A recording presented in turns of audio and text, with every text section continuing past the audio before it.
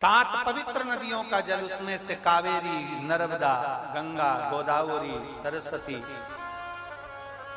जितनी ये सप्त नदियों की पवित्रता है, मंदाकिनी, नर्मदा, गंगा आदि, यमुना, सप्त नदियों का जल एकत्रित कर और सप्त नदियों के जल से किसी भी महादेव के मंदिर में एकांतेश्वर महादेव का नाम ले। कौन से महादेव? हमने पहले कथा में कहा है, कई बार एकांतेश्वर महादेव की कथा भी कही है, सुनिए आप लोगों ने। एकांतेश्वर महादेव का हमने वर्णन किया है। जिस दिन तुम्हें लगे कि मेरा ये काम होना चाहिए, उस दिन एकांतेश्वर महादेव के पास जाकर बैठ।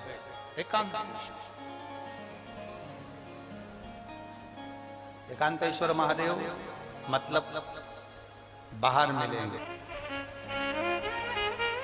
सप्त नदियों का जल रखकर सप्त बेलपत्र के ऊपर, सप्त नदियों का जल, एक बेलपत्र ली, उसके ऊपर एक कटोरी में, एक बाटकी में, एक पात्र में एक नदी का जल, दूसरी बेलपत्र ली, दूसरी कटोरी में फिर जल, फिर तीसरी में बाबा की आराधना कर कर, शिव से विनती कर कर, भगवान शंकर के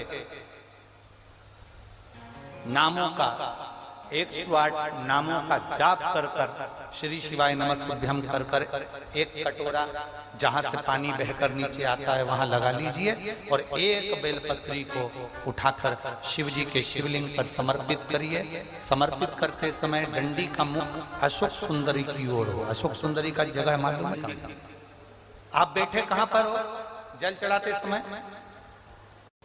ठीक विपरीत, जल बहकर जा रहा है इधर, तो तुम बैठोगे इधर, इधर नहीं बैठोगे, इधर नहीं बैठोगे। जल इधर बह रहा है तो तुम इस साइड बैठोगे। यहाँ बैठकर फिर बेलपत्र को आप समर्पित करोगे।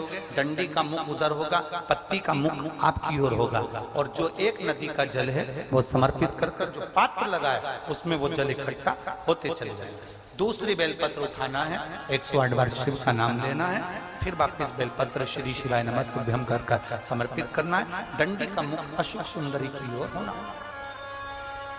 जब 6 बेलपत्र अशोक सुंदरी की ओर जाएगी, 7वें नंबर की जो बेलपत्र है उसका डंडी का मुख आपकी ओर होगा और डंडी का मुख आपकी ओर होकर जल चढ़ाकर आप उस जल को झेल लेंगे।